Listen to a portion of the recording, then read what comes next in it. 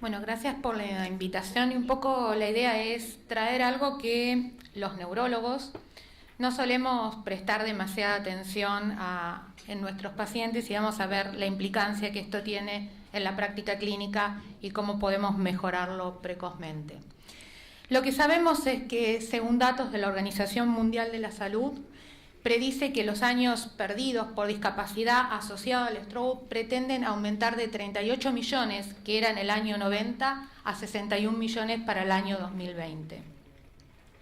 También sabemos que anualmente 15 millones de personas sufren un stroke cada año.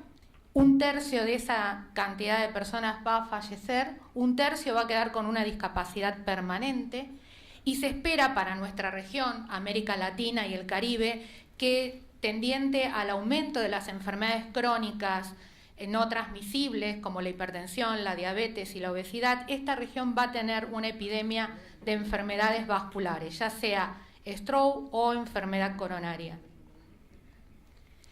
En nuestro país, digamos, no nos destacamos por las estadísticas, pero la última estadística publicada por el Ministerio de Salud habla que el stroke es la cuarta causa de muerte en nuestro país, pero sigue siendo la primera de discapacidad a largo plazo. Si uno habla de los tiempos de la evaluación del stroke, probablemente desde el punto de vista neurológico uno está muy claro en lo que es rojo, digamos, asimilando esto a un semáforo, que es el periodo hiperagudo, las primeras 6 horas. De eso probablemente todos sabemos qué es lo que hay que hacer: estabilizar al paciente, estudios iniciales, saber si es candidato a alguna terapia de repermeabilización, ya sea trombolisis intravenosa o trombectomía mecánica, y probablemente acá nosotros no nos preocupemos ni si el paciente tiene trastornos deglutorios o si el paciente tiene algún trastorno nutricional. Pero pasadas estas primeras 6 horas y dentro de lo que va a ser las primeras 24 horas de internación, en lo que es la internación en agudo, sí debemos, y después vamos a ver el por qué, evaluar la deglución y la nutrición de nuestros pacientes, saber cuál es la causa del stroke para prevenir un nuevo evento y establecer lo que es la prevención secundaria, la rehabilitación precoz, que como bien les decía Miriam, cada vez se está tendiendo a movilizar al paciente antes, y la planificación al alta, que es algo que a veces nos olvidamos, pero que es sumamente importante porque nosotros tenemos un paciente que ingresa, digamos, habiendo estado en un estado de salud completo, a un paciente con una discapacidad que puede implicar de ahí en más un condicionamiento de su vida y de la vida familiar. Y por último, digamos, lo que es la etapa tercera, que sería la rehabilitación, que a veces puede ser en el domicilio o en un centro, y en estas 2 etapas, para lo que va a ser su rehabilitación funcional, lo que nosotros vemos que la valoración y el soporte nutricional es esencial, y después vamos a ver algunos datos del por qué. ¿Qué es lo que pasa con el stroke? Con el stroke lo que pasa fundamentalmente es que el paciente puede tener un grado de déficit motor o parálisis. Esto va a condicionar la inmovilidad. A su vez puede tener deterioro neurológico que genere trastorno de su estado de conciencia, somnolencia, confusión, ansiedad, depresión, apraxia o agnosias, todos elementos que van a dificultar lo que va a ser una alimentación adecuada. Por otro lado, tenemos la posibilidad de que tenga trastornos deglutorios y vamos a ver que esto, si uno lo busca, es altamente frecuente en esta población y probablemente esta inmovilidad, esta no nutrición adecuada las primeras horas y el riesgo de aspiración que puede condicionar la disfagia, vamos a ver que va a condicionar en muchos aspectos la mortalidad y morbilidad y va a favorecer, digamos, en el caso que el paciente esté en un riesgo nutricional, a complicaciones y prolongación de su internación. Si nosotros vemos cuál es la incidencia de disfagia post-stroke, sabemos que si nosotros hacemos un rastreo clínico al costado de la cama del paciente, entre un 37 y un 45%. Si nosotros hacemos alguna prueba clínica, entre 51 y 55, pero si hacemos pruebas instrumentales, vamos a ver que casi un 78% puede llegar a tener trastornos deglutorios. Y la disfagia, lo que vamos a ver que es más importante al ingreso y suele mejorar en las primeras semanas con la rehabilitación precoz desde el punto de vista fonoaudiológico. Y también sabemos que este es un condicionante muy importante para una de las complicaciones clínicas que más vemos, que es la neumonía aspirativa. Si nosotros vemos qué pasa con estos pacientes que tienen disfagia, lo que vamos a ver es que todos ellos tienen peor evolución. ¿En qué? Tienen mayor incidencia de infección respiratoria, tienen mayor mortalidad durante la internación asociada a esto, tienen peor evolución, medido como un ranking óptimo, 0,1 de la escala que le mostraba Miriam previamente, y tienen menor tendencia de egresar a domicilio. O sea, son pacientes que son más dependientes y que probablemente terminen en un centro de rehabilitación. Nosotros también sabemos que si esto no lo hacemos precozmente, ya sea en el screening inicial que hace personal no necesariamente entrenado, después van a ver que esto no necesita ser el fonoaudiólogo el que lo hace en las primeras 24 horas, o de personal entrenado, a medida que nosotros retrasamos ese screening inicial de disfagia, aumenta el riesgo de la neumonía aspirativa en nuestros pacientes. ¿Y dónde nosotros podemos esperar, digamos, este estudio, digamos, es un estudio hecho en resonancia magnética, donde ustedes ven acá los distintos territorios vasculares, supra e infratentoriales, y lo que se vio en este estudio es que cuáles son los condicionantes para predecir que un paciente tenga disfagia. Fundamentalmente la edad. Es mucho más común, digamos, en gente mayor. También vemos que los pacientes que tienen atrofia moderada severa, en la tomografía o en las imágenes iniciales tienen mayor riesgo, y en cuanto a lo que es la localización anatómica, a nivel de bulbo o protuberancia, y a nivel más supratentorial, cápsula interna o ínsula. Entonces, estos son los pacientes donde uno puede ver mayormente este trastorno, ya sea un paciente que tenga un infarto en la región dorsolateral del bulbo y probablemente clínicamente se manifieste como un síndrome de Wallenberg, un paciente que tenga un infarto de paramediana o un paciente que tenga un infarto agudo insular. ¿Cuál es la prevalencia de desnutrición en pacientes con stroke? ¿Sí? En un estudio que se realizó sobre búsqueda bibliográfica para identificar todos los estudios en los que se evaluó el estado nutricional de los pacientes después del ingreso al hospital, sobre 18 estudios se vio que la frecuencia reportada varió entre el 6 al 62% y solamente pocos estudios estudiaron, digamos, esto con escalas previamente validadas. ¿Qué factores de riesgo no van a favor o probablemente no muestren estadísticamente una asociación tan significativa, aunque uno podría pensar que sí? De los que sí, sin lugar a dudas, enfermedades crónicas previas, demencia, Parkinson, que el paciente esté polimedicado, sobre todo con medicación ansiolítica, que tenga trastornos deglutorios previos, ya sea condicionado por alguna de estas enfermedades crónicas, que tenga edad avanzada, que sea diabético o que tenga pérdida de peso previo al evento cerebrovascular. Y el tipo de stroke, o sea, si es una laguna, si es una cardioembolia, no mostró diferencias estadísticamente significativas, al igual que el nivel socioeconómico, el nivel de educación y el déficit motriz.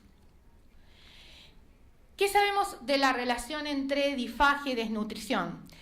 Sabemos que esto ocurre tanto en la fase aguda como en la fase de rehabilitación. Sobre 8 estudios, la probabilidad de padecer desnutrición después de un stroke es mayor en los pacientes a los cuales se le diagnostica disfagia en las primeras horas de evolución. Y también sabemos que esto tiene impacto en la mortalidad de los pacientes, o sea, hay mayor mortalidad durante la internación de estos pacientes.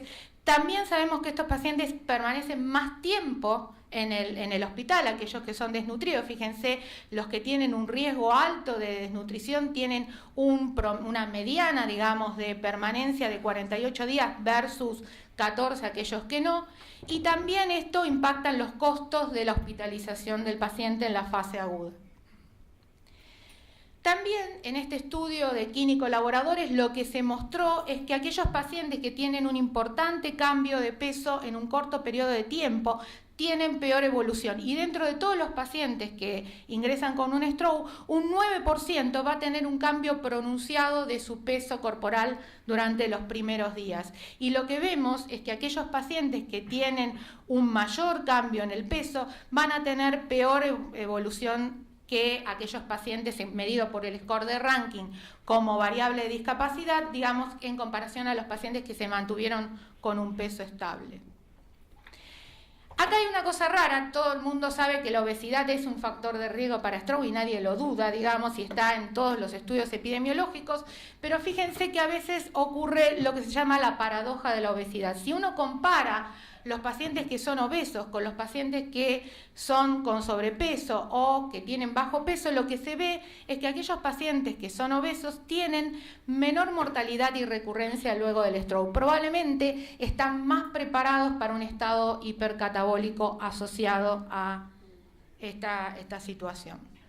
También hay cosas que nosotros no prestamos atención. Este estudio ya es un estudio viejo del año 99, donde se mostró que si uno hace una densitometría en los pacientes que tienen una hemiplegia, tienen osteoporosis de ese hemicuerpo en comparación con el cuerpo contralateral. Y en un estudio ya más reciente, del 2001, también se vio cambios a nivel no solamente de la composición ósea, sino también de la masa magra y la masa grasa. ¿Por qué uno debería implementar una valoración del estado nutricional? En casi todas las formas de acreditación, esto es un indicador de calidad hospitalaria. Y lo que se sabe es que es necesario establecerlo en forma sistemática con métodos de screening que permitan la detección precoz de los casos durante el ingreso. Esto se recomienda que se haga durante las primeras 24 horas de internación.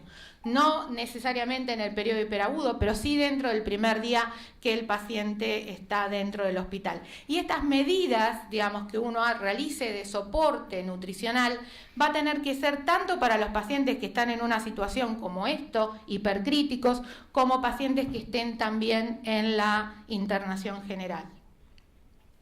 Entonces, ¿cómo uno detecta dentro de los pandas al perro? ¿Sí? Entonces, ¿quién realiza el rastreo inicial de esto? Fundamentalmente, el tamizaje o lo que es el rastreo inicial es un proceso simple y rápido. Puede realizarlo personal no entrenado, de hecho van a ver, en el hospital lo realiza la enfermería, digamos, no es la gente de nutrición ni de soporte nutricional. Se debe realizar en el 100% de los pacientes dentro de las primeras 24 horas de internación y debe estar ligado a protocolos de acción, o sea, ¿qué hago si yo encuentro un paciente en riesgo después? La evaluación posterior, a la cual no me voy a referir, que ya es más de la especialización de lo que es el manejo nutricional, ya requiere escalas e intervenciones mucho más específicas, pero rastreo lo deben hacer precozmente y probablemente el personal donde se recomienda hacer eso es la enfermería. Entonces, uno, ¿qué es lo que hace? Hace inicialmente una evaluación global subjetiva, que es saber si el paciente cambió de peso recientemente, si tuvo cambios en la dieta, si se hizo vegetariano, por ejemplo, si tuvo algún tipo de cambio o régimen que lo hizo perder peso rápidamente, síntomas gastrointestinales previos, capacidad funcional y la relación con su enfermedad de base. Entonces, hay varias escalas que uno puede usar para el screening nutricional. Una que está validada al español es en el NRS 2002 y ustedes van a ver que esta tiene una gran sensibilidad y especificidad cuando uno la compara con otras escalas de screening nutricional. Entonces, ¿qué es lo que uno hace? Esto es una captura de pantalla digamos, de la historia clínica del hospital, donde dentro de lo que son las fichas de enfermería tienen la ficha de la escala nutricional. Ponen los parámetros pondoestaturales y van viendo, digamos, de acuerdo a la severidad de la enfermedad y a la condición nutricional previa, se le establece un score de riesgo. Si ese score de riesgo es de 3 o más, ese paciente está en riesgo nutricional. Y ese paciente gatilla automáticamente una interconsulta a soporte nutricional. ¿Esto qué significa? Que el 100% de los pacientes tienen un screening, que si el paciente no está en riesgo nutricional se lo reevalúa cada 7 días para ver qué es lo que pasa, y si tiene una evaluación nutricional deficitaria o está en riesgo, se le establece el soporte que necesita, ya sea enteral o parenteral.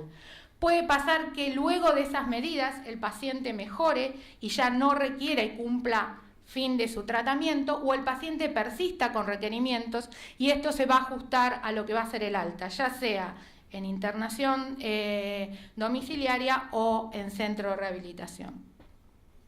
Y uno puede tener un tablero de control de ver qué es lo que, cuáles son los pacientes que están en riesgo y cuáles son las intervenciones y cómo va con cada una de esas intervenciones. Esto lleva un camino largo, en nuestro caso nos llevó del 2010 al 2015, que se establece, digamos, la primera norma o política de screening nutricional como una norma de cumplimiento obligatorio hospitalario, tanto en sala general como en unidades críticas. Y obviamente esto implicó el entrenamiento de mucha gente.